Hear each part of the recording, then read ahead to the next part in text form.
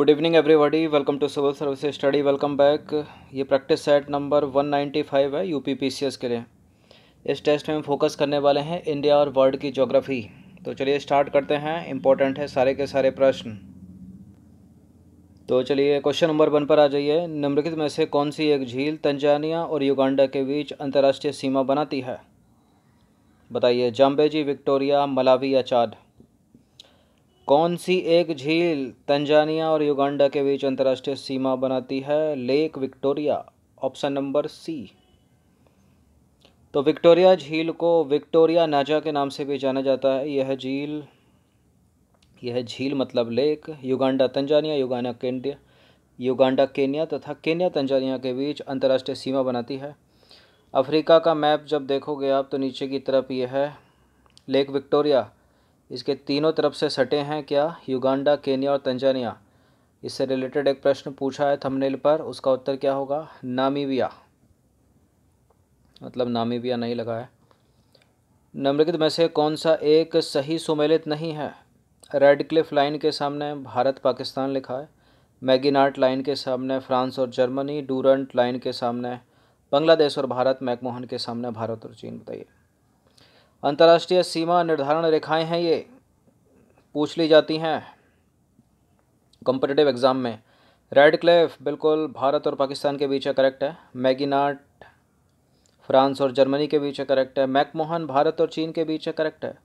जो Durand line है वो पाकिस्तान और अफ़गानिस्तान के बीच है, भारत बांग्लादेश के बीच नहीं है। तो गलत है यहाँ पर सी वाला स्टेटमेंट। अपने को गलत ही ढूंढना है, तो सी वाला गलत है। तो देखिए, भारत और पाकिस्तान के बीच बात करें तो अंतर्राष्ट्रीय सीमा निर्धारण रेखा का नाम है रेडक्लिफ, और मैगिनार्ट रेखा है फ्रांस और जर्मनी के बीच। मैकमोहन लाइन है भारत और चीन के बीच। डूरंट जो है वो बांग्लादेश और भारत के बीच ना होकर पाकिस्तान, अफ़गानिस्तान और पाकिस्तान के बीच है। ठीक है। क्वेश्चन नंबर 3 पर आ जाइए। निम्नलिखित में से कौन सा युग्म सही सुमेलित नहीं है? देखिए, यूपी पीसीएस के एग्ज़ाम देने से पहले आज भी 2021 में भी दो बार ल्यूसेंट का रिवीजन करके जाना, कम से कम 2 बार। ठीक है। आज भी ल्यूसेंट से सीधे सीधे प्रश्न आते हैं, सीधे सीधे बिल्कुल। एनसीईआरटी का निचोड़ होती है ल्यूसेंट। तो 2 बार रिवीजन जरूर करके जाइएगा। हर बार प्रश्न बनते हैं सीधे सीधे। चलिए इसका उत्तर दीजिए। तो कहने को पीसीएस का एग्ज़ाम है, पीसीएस, ठीक है, लेकिन ल्यूसेंट इम्पोर्टेंट है उसके लिए। चलिए, अम्मान के सामने जॉर्डन लिखा है, बिश्केक के सामने तंजानिया, उलन बटोर के सामने मंगोलिया, सनाया के सामने लिखा है यमन। देखिए, अम्मान कैपिटल है जॉर्डन की, करेक्ट है। उलन बटोर कैपिटल है मंगोलिया की।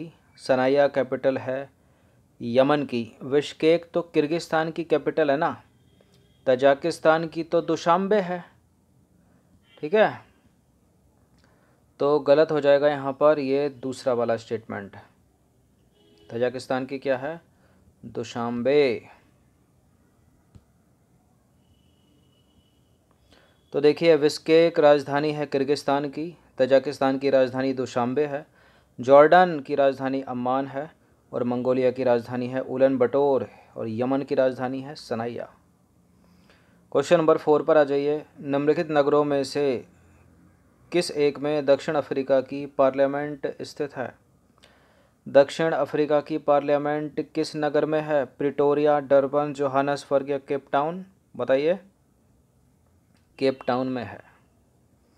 तो देखिए, दक्षिण अफ्रीका की जो संसद है मतलब पार्लियामेंट है, केप टाउन में स्थित है। केप टाउन को दक्षिण अफ्रीका की संवैधानिक राजधानी कहते हैं। कांटो मैदान जिस देश में पाए जाते हैं वो कौन सा देश है? कांटो मैदान जिस देश में पाए जाते हैं वो जापान है। तो कांटो मैदान जापान का अत्यधिक विकसित, नगरीकृत और औद्योगिक भाग है। डेटम रेखा क्या है? बताइए। डेटम रेखा क्या कोई काल्पनिक रेखा है जो शून्य देशांतर पर है? कोई अंतर्राष्ट्रीय तिथि रेखा है? प्राथमिक व द्वितीयक आंकड़ों का माध्य है? क्या है? देखिए, डेटम है समुद्र तल की क्षैतिज रेखा जिससे ऊंचाई तथा गहराई की माप होती है। ऑप्शन नंबर ए। तो डेटम रेखा वह क्षैतिज रेखा होती है जिसके सहारे ऊंचाइयों तथा गहराइयों की माप की जाती है। क्वेश्चन नंबर 7 पर आ जाइए। निम्नलिखित कथनों पर विचार करेंगे। 2 स्टेटमेंट है, यहाँ पर बताएंगे इनमें से कौन सा करेक्ट है। पहला स्टेटमेंट है, इस पृथ्वी ग्रह पर उपयोग के लिए जो उपलब्ध जल है ना, जो अलवणीय जल है, लवणीय जल का विलोम होता है अलवणीय। तो अलवणीय जल मतलब मीठा जल। मीठा जल कुल प्राप्त जल की मात्रा का लगभग 1% से भी कम है और पृथ्वी ग्रह पर पाए जाने वाले कुल अलवणीय जल का 95% ध्रुवीय छत्रक एवं हिमनद में है। दूसरा स्टेटमेंट समझ में आया। देखिए, पृथ्वी पर उपयोग होने वाले जो उपलब्ध जल है, जो अलवणीय जल है, जो मीठा जल है, उसका कुल प्राप्त जल की मात्रा का, जो मीठा जल है, इस धरती पर जितना भी जल है उसका कितना परसेंट है, 1% से भी कम है। अब ये दूसरे स्टेटमेंट बोल रहा है इस 1% का 95% ध्रुवीय बर्फ छत्रक और हिमनद में है। देखिए, पहला वाला करेक्ट है, दूसरा वाला गलत है। इस 1% का 95% नहीं, लगभग 60 से 65% है। ठीक है, दूसरा वाला स्टेटमेंट गलत हो जाएगा, केवल पहला वाला सही हो जाएगा। तो ए होगा इसका आंसर। देखिए, कुल जल का 97% जितना भी पृथ्वी पर है उसका 97% खारा है, सागरों में है वो। अलवणीय जो मृदु जल है वो जो है 3% से जो है 2.4% हिमनद और ध्रुवीय बर्फ छत्रक के रूप में है, जो उपयोग योग्य नहीं है। ठीक है, इस प्रकार उपयोग के लिए अलवणीय जल की कुल मात्रा का कितने प्रतिशत ही अपने पास है, 1% से भी कम। अब इस 1% का 68% ध्रुवीय छत्रक एवं बर्फ हिमनद के रूप में है। वहाँ 95% लिखा था, इसने दूसरा गलत है स्टेटमेंट। और 30% इस 1% का 30.1% ग्राउंड वाटर मतलब भूमिगत जल के रूप में है, 0.3% सतही जल के रूप में तथा 0.9% जो है अन्य रूप में है। ठीक है, तो पीने योग्य इस पूरी पृथ्वी का 1% से भी कम है। इसी 1% का 68.7% ध्रुवीय बर्फ छत्रक और हिमनदों के रूप में है और 30.1% भूमिगत जल के रूप में और 0.3% सतही जल के रूप में और 0.9% अन्य जल के रूप में। ठीक है, भूमिगत मतलब भूमि के नीचे, सतह मतलब जो सतह पर है। लाल सागर एक उदाहरण है ज्वालामुखी घाटी का, अपर्दित घाटी का, अक्षय द्रोणी का या फिर यू आकार की घाटी का। लाल सागर ज्वालामुखी घाटी का उदाहरण नहीं है, अक्षय द्रोणी का उदाहरण है। Option number C. तो लाल सागर एक अक्षय द्रोणी का उदाहरण है, यह अफ्रीका एवं अरब के बीच स्थित है। निम्नलिखित सागरों का पश्चिम से पूर्व की ओर सही क्रम बताइए। देखिए, इंडियन ज्योग्राफी सॉल्व कर रहे हो या वर्ल्ड ज्योग्राफी, आँखों के सामने क्वेश्चन चलेगा तो माइंड में चलेगा मैप। बर्ड मैप आपको प्रैक्टिस कर लेनी है। ठीक है, एटलस खरीद लेना, एटलस से प्रैक्टिस होनी चाहिए पूरी। चलिए बताइए, सोचो, बर्ड मैप को ध्यान करो, वो बीच वाला पेज किसका, एटलस। चलिए, सबसे पहला आ जाएगा भूमध्य सागर, उससे थोड़ा पूरब की तरफ बढ़ोगे तो काला सागर आएगा, उसके बाद आएगा कैस्पियन सागर, उसके बाद आएगा अरल सागर। अब इन सागरों से कौन कौन से देश तटीय सीमा बनाते हैं ये भी इम्पोर्टेंट है, पीसीएस में पूछ लेता है। सी है इसका आंसर। मैप में देखें, देखिए ये है मेडिटेरियन भूमध्य सागर। अब भूमध्य सागर से सीमा बनाने वाले पश्चिमी एशिया के देश बड़े इंपॉर्टेंट है, पूछे जाते हैं। थोड़ा पूरब की ओर हम चले तो आ गया काला सागर, और आगे चले तो आ गया कैस्पियन सागर, और पूरब की तरफ चले तो आ गया अरल सागर। ठीक है, चलिए, तो सी हो गया इसका आंसर। तो भूमध्य सागर यानी मेडिटेरियन सी, काला सागर ब्लैक सी, कैस्पियन सी और अरल सी। क्वेश्चन नंबर 10 पर आ जाइए। जिस महासागर से सरगैसो संबंधित है वह है, सरगैसो है नॉर्थ अटलांटिक ओशियन से, सी उत्तरी अटलांटिक महासागर। तो सरगैसो सागर उत्तरी अटलांटिक महासागर में स्थित एक क्षेत्र है। इसकी उत्पत्ति उत्तरी अटलांटिक विषुवत रेखीय धारा के भंवर से होती है। इस क्षेत्र में सारगैसम नाम की वनस्पति जो है बड़ी मात्रा में पाई जाती है और जिस कारण जो है इसका नाम सरगैसो सागर पड़ा। क्वेश्चन नंबर 11 पर आ जाइए। इटली, सिसिली, सर्डिनिया और कॉर्सिका से घिरे सागर का नाम बताइए।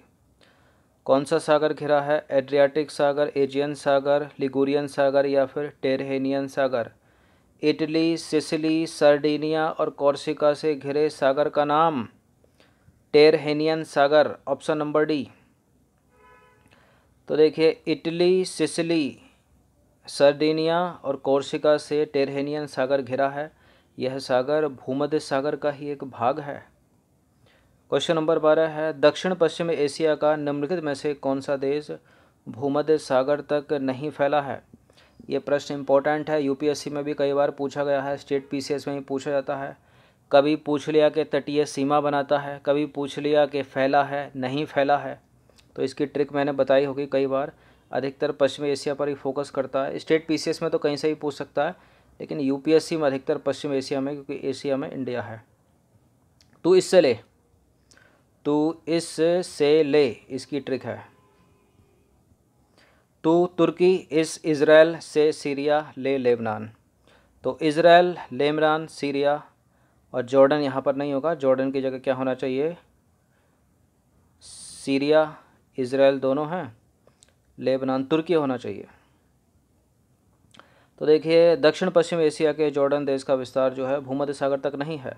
जॉर्डन के दक्षिण और पूरब में सऊदी अरब है, उत्तर पूरब में इराक आपको मिलेगा, उत्तर में सीरिया मिलेगा, पश्चिम में मिलेगा फ़िलिस्तीन और इज़राइल। जबकि सीरिया, लेबनान, इज़राइल भौगोलिक दृष्टि से भूमध्य सागर से मिलती है उनकी सीमा। क्वेश्चन नंबर 13 पर आ जाइए, निम्नलिखित में से कौन सा मरुस्थल दक्षिणी गोलार्ध में स्थित है? यह है अपनी सुंदर सी पृथ्वी, बीच से एक रेखा खींचेंगे हम 0 डिग्री। यह है भूमध्य रेखा, कॉम्पिटिटिव एग्जाम की फेवरेट, बहुत पूछते हैं उसको। किन देशों से अगर गुजरती है ये सब? उत्तर का हो गया उत्तरी गोलार्ध, नीचे का हो गया दक्षिणी गोलार्ध। अब जो डेजर्ट होगा वो यहाँ होगा, ठीक है। तो कालाहारी है दक्षिणी गोलार्ध में, यहाँ पर Kalahari desert, option number A है इसका आंसर। तो कालाहारी डेजर्ट जो है दक्षिणी गोलार्ध में स्थित है। कालाहारी डेजर्ट का क्षेत्र दक्षिणावर्ती अफ्रीका के बोत्सवाना, नामीबिया, दक्षिण अफ्रीका के सीमा में लगभग 9 लाख वर्ग किलोमीटर में फैला है। पृथ्वी का सर्वाधिक शुष्क क्षेत्र बताइए इनमें से?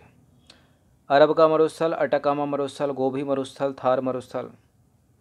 देखिए थार, गोभी और अरब, इन सब से कहीं अधिक शुष्क है अटाकामा का डेजर्ट, दक्षिण अफ्रीका, अमेरिका। तो अटाकामा डेजर्ट दक्षिण अफ्रीका में अवस्थित संसार का सबसे शुष्क मरुस्थल है। यह पृथ्वी का सबसे शुष्क क्षेत्र है। ध्रुवीय क्षेत्र से बाहर इसमें सोडियम नाइट्रेट, तांबा तथा खनिज के विशाल भंडार हैं। यह मरुस्थल उत्तरी चिली में विस्तारित है। क्वेश्चन नंबर 5 पर आ जाइए, सवाना का सर्वाधिक विस्तार है अफ्रीका में, एशिया में, दक्षिण अफ्रीका, उत्तरी अमेरिका। सवाना का सर्वाधिक विस्तार है अफ्रीका में ही। तो देखिए सवाना घास के मैदान मुख्यतः पूर्वी अफ्रीका में भी कहाँ, पूर्वी अफ्रीका में फैले हैं। इसके अतिरिक्त ये ओरिनिको बेसिन में भी आपको मिलेंगे, ब्राज़ील में मिलेंगे, बेलीज में मिलेंगे, होंडुरास में मिलेंगे तथा भारत के दक्षिणी भागों में भी पाए जाते हैं सवाना घास के मैदान, ठीक है। अफ्रीका को याद रखना। लेकिन चलिए, तो ये कितने प्रश्न थे? ये 15 प्रश्न थे, वर्ल्ड ज्योग्राफी के ही थे सारे, ठीक है। विश्व का भूगोल, इनकी प्रैक्टिस एक बार कर लेना, इंपॉर्टेंट है। धन्यवाद।